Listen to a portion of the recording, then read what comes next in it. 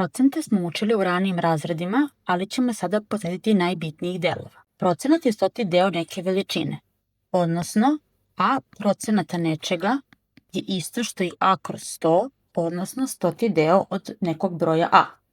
Konkretno, 5% je isto što i 5 kroz 100. 100. deo broja 5.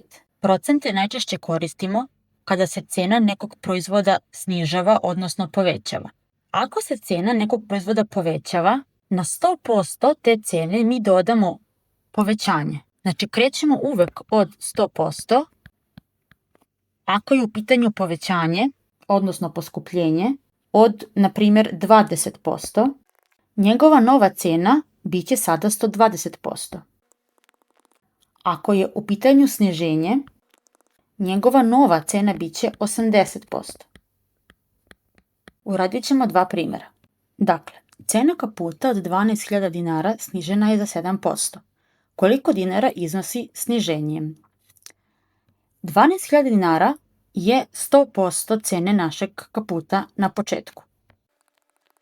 Dakle, pišemo da je 12.000 100%. Mi ne znamo koliko je 7% zapravo, ali znamo da je ta cena snižena za 7% i ona je sada onda 93%. Unakrsnim množenjem doći ćemo do rezultata.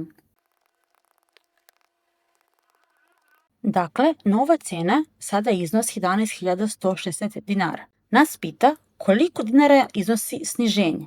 Znači, od početne cene kaputa treba oduzeti 11.160.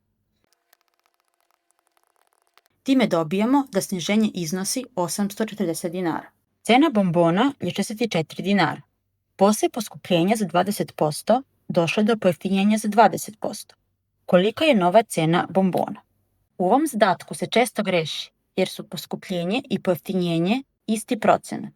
Tako da bi se mislilo da će rješenje opet biti 64 dinara, međutim nije baš tako. Ovaj zadatak možemo raditi na dva načina, da početna cena bude 100%, pa kada poskupi, računamo vrednost da ta nova cena onda kasnije bude novih 100%.